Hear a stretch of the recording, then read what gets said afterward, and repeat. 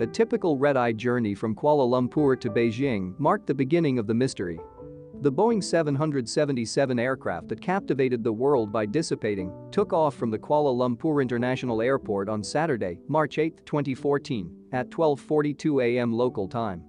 The flight, known as MH370 under the Malaysian Airlines code, was supposed to arrive at the Beijing Capital International Airport around 6:30 a.m., but disappeared from radar at 1:21 a.m. One of the biggest search efforts in history then took place. A flawed investigation was quickly started on the ground by the Malaysian government. The search was led from the sea by the Australian government, which has superior naval investigative tools. Sadly, it was all for nothing. With the exception of a general notion of the location of the crash in the southern Indian Ocean and the discovery of some wreckage on the islands of Reunion and Madagascar, the actual cause of MH370's altered course and subsequent crash is still a mystery. It's doubtful that the plane's black box will ever be discovered, and even if it is, the information it holds won't be very helpful. The tragedy of MH370's apparent permanent disappearance is that the loved ones of its 239 passengers will probably never get the resolution they need. It's also a tragedy because, in the absence of certainty regarding any specific topic, the ugly specter of unfound conspiracy can leak its way into the narrative. Enter MH370, the plane that disappeared, Netflix's latest misguided effort to create a buzzworthy 3-episode docuseries. This Louise Malkinson-directed documentary makes the sin of acting as though each theory is deserving of the same amount of attention and consideration. While it is correct that there is no conclusive explanation for the disappearance of MH370, this does not imply that all hypotheses are equally valid. Some explanations are quite simply far more probable than others. 3 various theories of the plane's crash are presented in MH370. The plane that disappeared, ranging from possible to completely batshit, but no distinction is made between what is backed by reliable evidence and what isn't. The documentary sensibly starts with the most likely hypothesis, a pilot murder-suicide. However, it shifts into speculative territory in episode 2, the hijack, with a dubious hypothesis involving the Russian government. By the 3rd episode, The Intercept, the show has fully entered the realm of ancient aliens by presenting a theory that the American government deliberately crashed the aircraft so that the Chinese couldn't get some toys. If you think that last hypothesis is a little flimsy, then congrats, you are a more astute observer of reality than a Netflix documentary. Although it's difficult to accuse MH370, the plane that disappeared, of acting dishonestly, its 1st episode is actually quite good, and its 2nd episode at least makes an effort to support the improbable with evidence. It does permit its subjects to omit and misrepresent a significant portion of the MH370 story. In light of this, we thought you might enjoy this list of details that the Netflix MH370 documentary omits or doesn't quite get right. As previously mentioned, the pilot, the 1st episode of MH370, the plane that disappeared, is largely based on truth. The most widely accepted and empirically supported hypothesis is revealed in this episode. The pilot of Malaysian Airlines 370, Zahari Ahmad Shah, deliberately killed multiple people while flying the aircraft off course after seizing control from his inexperienced co-pilot. The episode does a good job of going over the specifics, but it misses an essential detail that could have given rise to future conspiracy ideas. The Malaysian government, which was charged with looking into this unprecedented aviation incident, was dishonest, defensive, and slow to turn over information that was helpful. Every government in the globe is somewhat corrupt. Nobody can ever be certain that government officials won't attempt to save their own asses before conducting a thorough investigation into a tragedy when politics is involved. Since most of the crash victims were Chinese, we see Chinese citizens' frustration with Malaysian officials in the documentary. However, almost everyone involved in the subsequent search also experienced frustration with Malaysian officials. Malaysia lied repeatedly while the MH370 probe was underway. It wasn't particularly because it had something to hide, rather, autocratic political systems based on cronyism are taught to constantly obfuscate the truth. The author of the aforementioned Atlantic piece, William Langewish, quotes a close observer of Malaysia's response as saying, "It became obvious that the Malaysians' main goal was to simply make the topic disappear. There was an innate bias against being open and transparent from the beginning, not because they were keeping a deep dark secret, but rather because they were unsure of where the truth really rested and worried something embarrassing might come out." Were they hiding something? Yes. They were hiding from an unknowable force. Early on, the British private satellite firm Inmarsat noticed that MH370 had significantly deviated from its intended course, turning sharply to the west before making a U-turn after entering Vietnamese airspace as opposed to flying further north. Through information from its own military radar, Malaysia knew this but did not openly acknowledge it until a week after the crash. Searchers wasted 7 valuable days looking in the wrong area of the ocean for the plane. After the initial search for Flight 370 was unsuccessful, Malaysia launched its own inquiry into the crew and passengers. According to the Atlantic article, the covert report, which was only disclosed after it was leaked, significantly withheld information regarding Captain Zahari. Zahari Ahmad Shah shouldn't be held accountable for the plane's disappearance, according to several interviewees in MH370. The plane that disappeared because the complete circumstances of what occurred are unknown and probably never will be. It's an admirable desire. When we don't have to, there is no cause to defame the memory of the deceased. Even though Zahari is not present to protect his reputation, the majority of the most compelling evidence in this case implicates him. In reality, the docuseries omits a significant amount of evidence when discussing the 53-year-old pilot. Despite the fact that Zahari's wife and a former crisis manager for Malaysia Airlines, Fuad Shiroi, both claim in the documentary that Zahari was courteous and sensible and wouldn't have done something like this, Langewish found some conflicting information in the Atlantic piece. According to the author, many individuals he spoke with in Kuala Lumpur described Zahari as lonely and sad. He would occasionally confide in friends that he spent a lot of time pacing empty rooms, waiting for the days between flights to go by. He was estranged from his wife and distant from his grown children. Even a fellow Boeing 777 pilot who had known Zahari for his entire life reluctantly came to the opinion that he was guilty. Zahari's marriage was unhappy, according to an unidentified friend who spoke for Langewish. In the past he slept with some of the flight staff. Then what? All of us do. With these lovely ladies in the back, you're traveling the globe. But his wife was aware. In the second installment of the documentary series, several interview subjects questioned certain aspects of Zahari's flight simulator that seem to follow a path that is remarkably similar to that of MH370's last flight. But according to the investigators, the route was the only one that Zahari spent time scrutinizing in detail and testing with the right quantity of fuel. One expert even questions whether the pilot may have done so on purpose to provide future detectives with breadcrumbs. If Zahari were posthumously facing criminal charges for the murder of 239 people, I think he would be acquitted, or at least I hope he would be. In a legal sense, there isn't enough evidence to establish his guilt without a shadow of a question. The hypothesis that he intentionally crashed the plane, however, is by far the most logical and well-supported choice available to us in the straightforward search for answers. And with the nonsense it indulges in its next 2 episodes, MH370. The plane that disappeared makes that very obvious. After a clear and fact-based first episode, the hijack of MH370. The plane that disappeared takes a slight detour. This 45-minute episode includes several interviews with sources who contest the prevailing hypothesis regarding the disappearance of the plane. By the conclusion of the episode, aviation journalist Jeff Wise reveals all the specifics of his hypothesis that Russian nationals hijacked the aircraft. To be fair to Wise, he cautions that it is only a hypothesis and that without more details, he cannot be certain of its veracity. Still, not all theories are made equally, as we stated in the introduction. Simply put, Wise's imagined Russian hijacking has many more flaws than the Zahari hypothesis. The problem for Wise is that the Inmarsat satellite data shows that the plane's electrical systems, and consequently tracking mechanisms, were re-engaged only after it had turned sharply to the left to veer off its intended flight route. Wise asserts that this must have been a deliberate act by a hostile actor aboard the aircraft who wanted to fabricate a false record of the vessel veering left rather than attributing it to the most likely scenario, the captain turned it off, then on. According to Wise, these bad guys entered the aircraft's electrical system through a hatch between the cabin and first class. Although having a hidden control room inside a plane's cabin isn't ideal and has been done away with in later Boeing models, the specifics of this hypothesis don't really make sense. For starters, both Malaysian and American officials later exonerated every passenger on board MH370 of any involvement with terrorism or hostile governments. The fact that the 3 passengers on the aircraft are Russian is the only thing that warrants Wise's suspicions beyond that.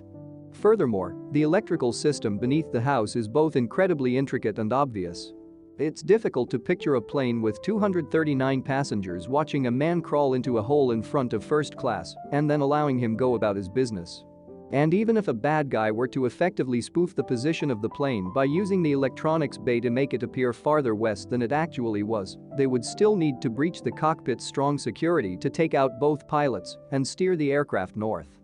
In this case, Russia's motivations are also puzzling.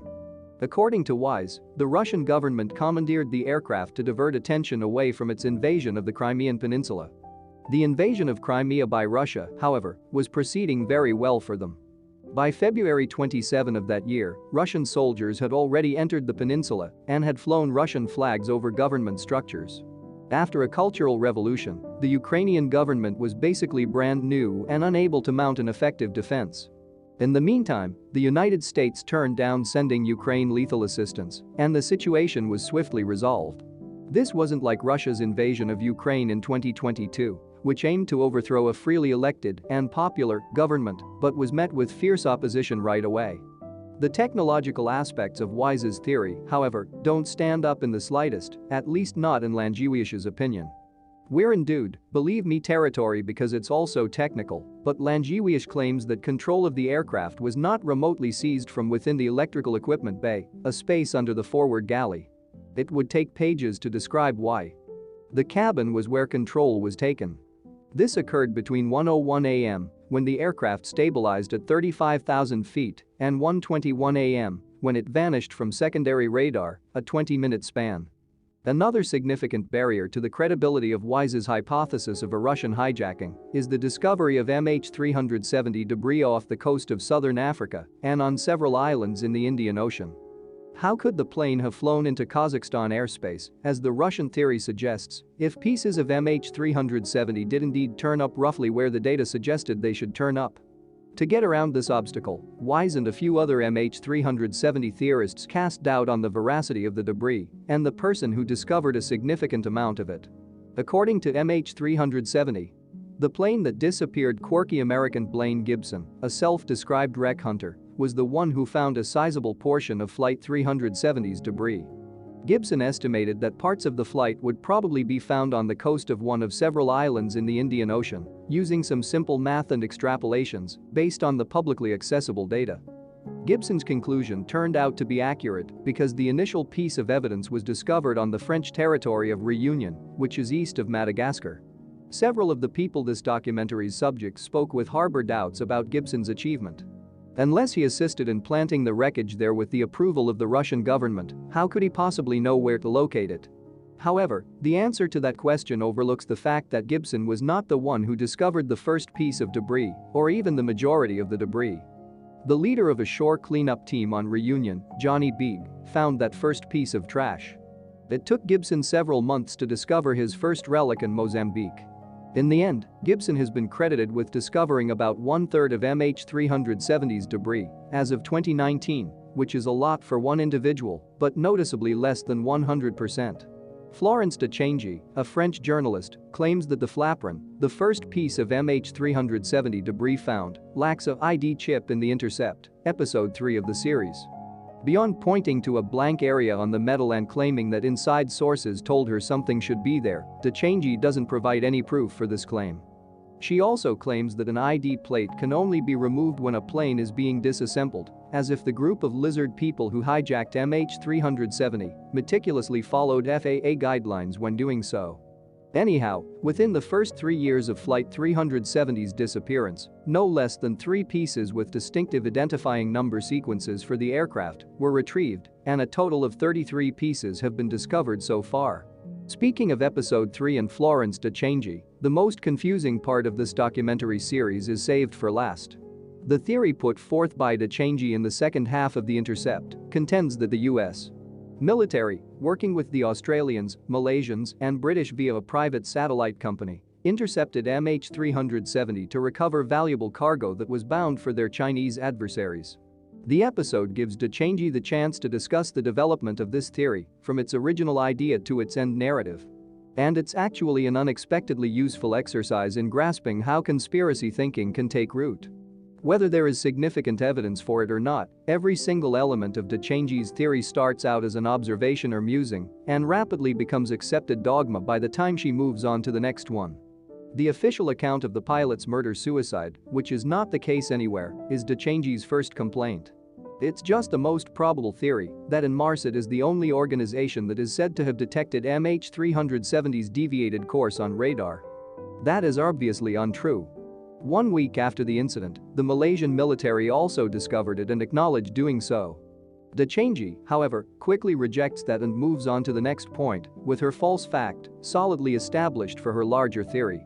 The next step for de Chang is to investigate why Malaysia's Northwest RMAF Butterworth Air Base did not send fighters to intercept MH370 after it changed its course.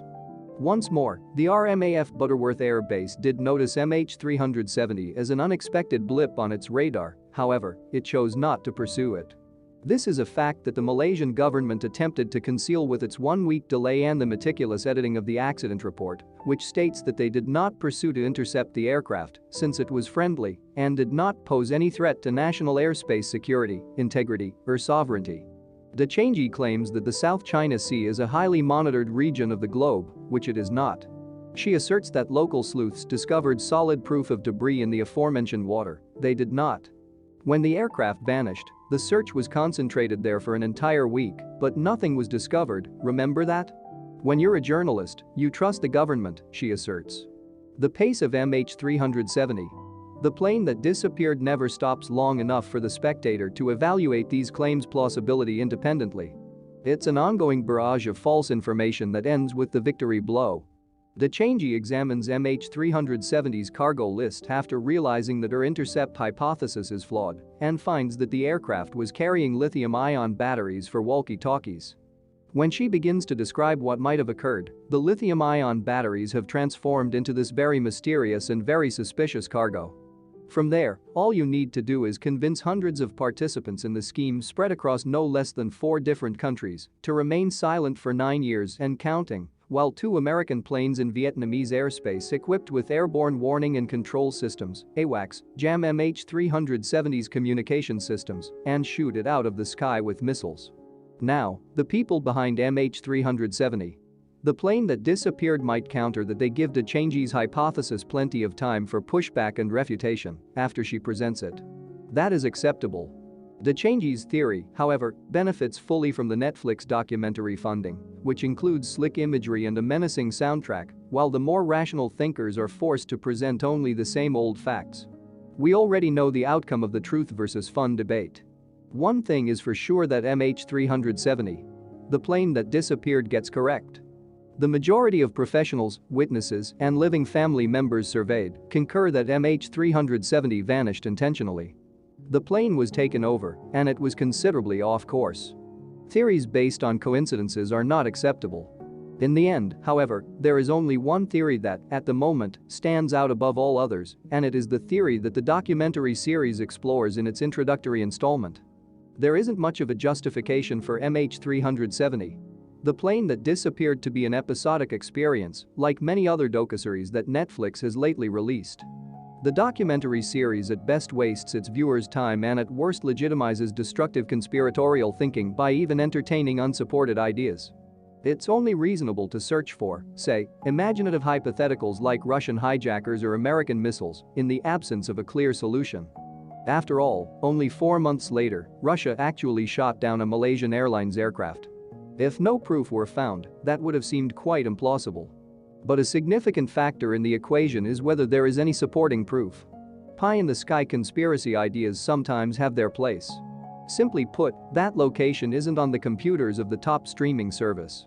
The most probable explanation for what transpired with Malaysian Airlines Flight 370 can be found in the book MH370, The Plane That Disappeared,